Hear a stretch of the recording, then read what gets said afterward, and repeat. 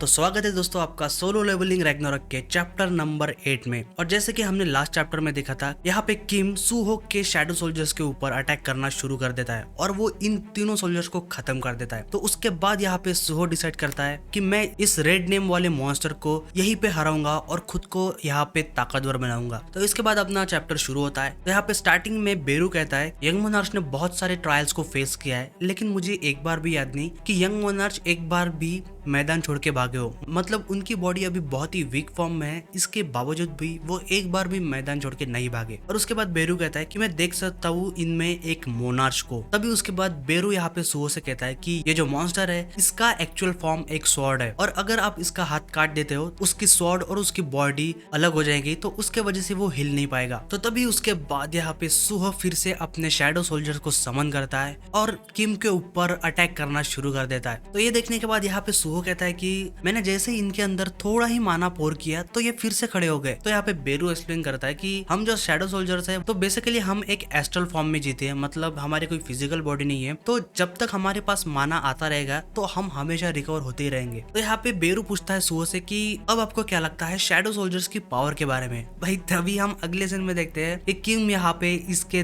तीनों shadow soldiers को खत्म कर देता है। और फिर ये खत्म होने के बाद सूहो पूछता है बेरू से, अच्छा तो तुम इस ताकत की बात कर रहे थे। तो यहाँ पे बेरू बताता है कि ऐसा नहीं है यंग मोनार्च, ये इतने वीक नहीं है, बल्कि आपका जो माना है वो अभी भी वीक है, इसके वजह से ये शैडो सोल्जर भी इतने वीक है। लेकिन तभी यहाँ पे सूहो शॉक होता है, क्योंकि भाई उसके सामने जो मॉन्स्टर है वो उससे बात करने लगता है और वो कहता है कि तुम्हारे जैसा एक कीड़ा आखिर शैडो मोनार्च की पावर को कैसे इस्तेमाल कर सकता है। तो यहाँ पे सूहो कहता है कि आखिर तुम बात कैसे कर सकते हो। तो उसके बाद भाई बेरू गुस्से में आके कहता है कि आखिर तुम्हारी हिम्मत कैसे हुई कि तुम शैडो मोनार्च के ब्लड को एक कीड़ा कह रहे हो। तो यहाँ पे जो मॉन्स्टर होता है वो कहता है कि अच्छा तो तुम शैडो मोनार्च का खून हो, मैंने कभी सोचा नहीं था कि मैं मोनार्च ऑफ फैंग्स के दुश्मन को यहाँ पे मिलूंगा। और ये कहते ही सूहो उसके ऊपर अटैक कर देता है, लेकिन कोई फायदा नहीं होता क्योंकि सूहो के अटैक को वो इजीली डिफ्लेक्ट कर देता है। लेकिन उसके बाद हम देखते हैं कि सूहो के पास 2-3 वेपन और आ चुके हैं और वो कहता है कि शायद हमें अपनी टेस्ट फाइट अभी शुरू करनी चाहिए। और तभी उसके तुरंत बाद भाई इन दोनों की फाइट शुरू हो जाती है। लेकिन सूहो यहाँ पे कहता है कि मैंने सोचा ही था कि ये रेड नेम वाला मॉन्स्टर इतने आसानी से तो नहीं हारने वाला। तो उसके बाद सूहो यहाँ पे सोचता है हमें यहाँ पे क्वालिटी से नहीं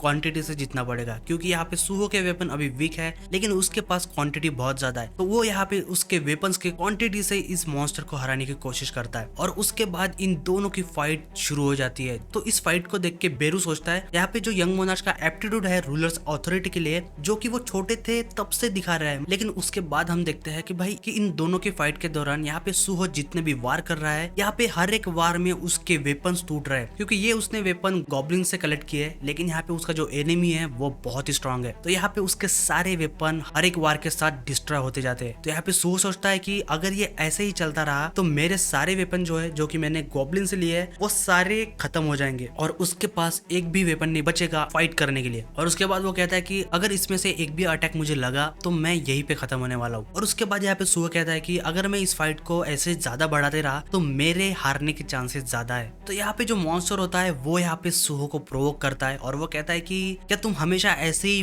डरपोक की तरह भागने वाले हो। शायद शैडो मोनार्च भी एक डरपोक ही था जो कि अपने शैडो सोल्जर्स के पीछे छुपता है। वही सूहो को यहाँ पे थोड़ा गुस्सा आता है और वो कहता है कि किसी के पेरेंट्स के बारे में ऐसी घटिया बातें करना अच्छी बात नहीं है। लेकिन यहाँ पे सूहो अभी भी अलर्ट है, क्योंकि वो सोचता है अपने मन में कि ये मुझे प्रोवोक तो कर रहा है, मेरे पेरेंट्स के बारे में बहुत ही बुरी बातें कह रहा है, लेकिन तब भी मैं यहाँ पे कॉन्फिडेंट नहीं हूँ कि मैं इस मॉन्स्टर को हरा पाऊंगा। और उसके बाद सूहो कहता है कि अगर मेरे पास और थोड़ी ताकत होती तो शायद मैं अभी इसे खत्म कर सकता हूँ। तो उसके बाद यहाँ पे सूहो को कुछ बातें याद आती है, जहाँ पे सूहो पूछता है बेरू से मेरी जो पावर सील हो चुकी थी वो अभी रिलीज हो चुकी है, तो मेरी जो पावर थी जब मैंने टावर के ऊपर चढ़ाई की थी तो वो अभी तक मेरे पास क्यों नहीं है। तो यहाँ पे बेरू एक्सप्लेन करता है कि यंग मोनार्च आप जब छोटे बच्चे थे तब आपकी पावर को सील कर दिया गया था, लेकिन आपकी जो पावर अभी वापस आ रही है आप उस पावर को नहीं, आपके पास उस टाइम पे जो टैलेंट था वो आपके पास धीरे धीरे वापस आ रहा है। क्योंकि अगर आपके पास वो ताकत अभी आ जाए आप तो इतारिम से भी फाइट कर सकते हो, लेकिन वो जो जगह थी जहाँ पे आपके पास बहुत सारी पावर थी वो कोई रियलिटी नहीं थी और वो कोई ड्रीम भी नहीं था, वो बस एक टेस्ट था कि क्या आप अपने टैलेंट को हैंडल कर सकते हो या नहीं। और आपकी जो फिजिकल स्ट्रेंथ बढ़ी थी उस टाइम पे तो वो वहाँ पे कंफर्म था कि अगर आप वहाँ पे हारते हो या आप वहाँ पे जीतते हो तो दोनों केसेस में आप अपनी फिजिकल पावर को खो दोगे। तो ये सुनने के बाद यहाँ पे सूहो कहता है कि